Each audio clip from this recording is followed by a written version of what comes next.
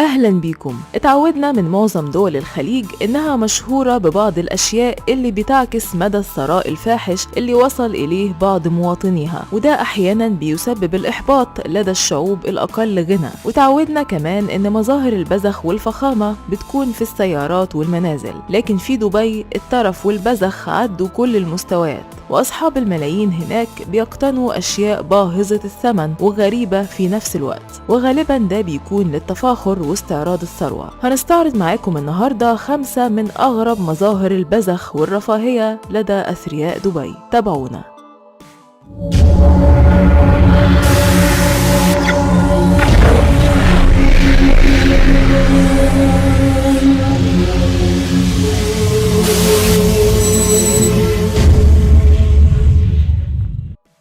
آلات بيع الذهب.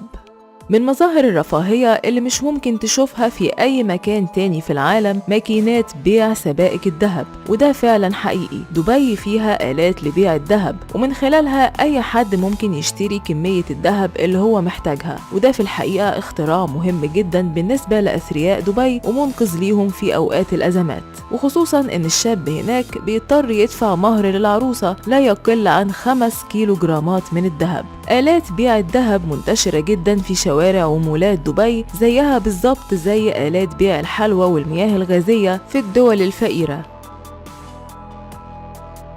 اقتناء الحيوانات المفترسة.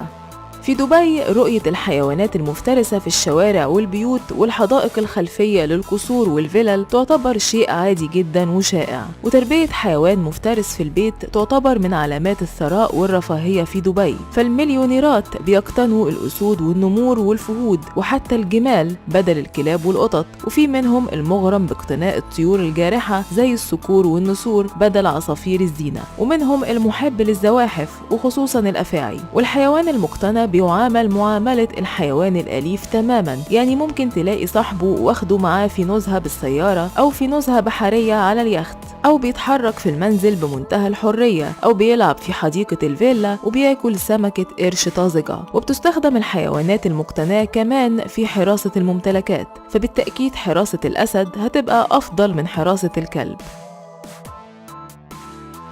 الأبنية الخيالية.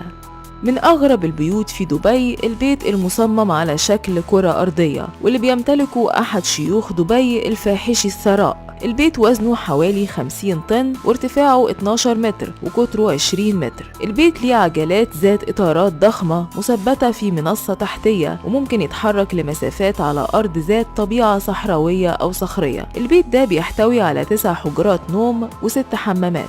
نفس الملياردير برضو بنى نسخة من سفينة سيدنا نوح للاحتفال بالمناسبات الخاصة. البذخ الرياضي. في دبي الرياضات بتمارس بشكل مختلف وخيالي ومبالغ فيه، فمثلا التنس في كل مكان في العالم بيتلعب في ملاعب عادية على الأرض، لكن في دبي التنس بيتلعب على ارتفاعات شاهقة فوق الأرض. فعلى قمة أفخم فنادق دبي وواحد من أعلى الفنادق في العالم والمعروف ببرج العرب موجود ملعب للتنس مقام في مكان المفروض إنه مخصص لهبوط الطائرات الهليكوبتر، لكن لأنه مش بيستخدم غير نادرا فبيتحول لملعب تنس وبتتلعب فيه مباريات كتير. أثرياء دبي كمان بيحبوا السباقات، ولأنهم دايما بيحبوا يكونوا مختلفين عن الآخرين فمش بيعملوا سباقات للخيول لكن للجمال. السيارات الفارهة. اللي نفسه يشوف أكبر تشكيلة من أغلى وأفخم السيارات في العالم لازم يزور دبي، فشوارع دبي مزدانة بالسيارات الفارهة البراقة من أغلى الماركات، وفي الغالب المليونير هناك ما بيكتفيش بسيارة واحدة، وبعض المليارديرات بيمتلكوا أسطول من السيارات، وفي منهم اللي بيمتلك سيارة بر مائية بتمشي على الأرض وبتطفو على الماء زي القوارب. وانت ماشي في أي شارع من شوارع دبي عادي جدا انك تشوف سيارة مغطاة تماما بالكريستال أو سيارة رياضية مغطاة بآلاف من وحدات العملة الذهبية. مليونيرات دبي بيهتموا بتزيين السيارة أكتر من السيارة نفسها، يعني هتلاقي اللي مزين سيارته الجيب رينج روفر ب 412 وحدة عملة ذهبية، وده طبعا بيرفع من قيمة السيارة ووزنها. ومن أشهر سيارات دبي الفارهة سيارة لامبورجيني حصرية مصنوعة مصنوعة من الذهب الخالص والبلاتينم والماس، وبيقال إنها أغلى سيارة في العالم. شكرا على المشاهدة، ولو عجبكم الفيديو اضغطوا لايك وشاركوه مع أصدقائكم على مواقع التواصل، وما تنسوش تضغطوا اشتراك للقناة علشان يوصلكم كل جديد.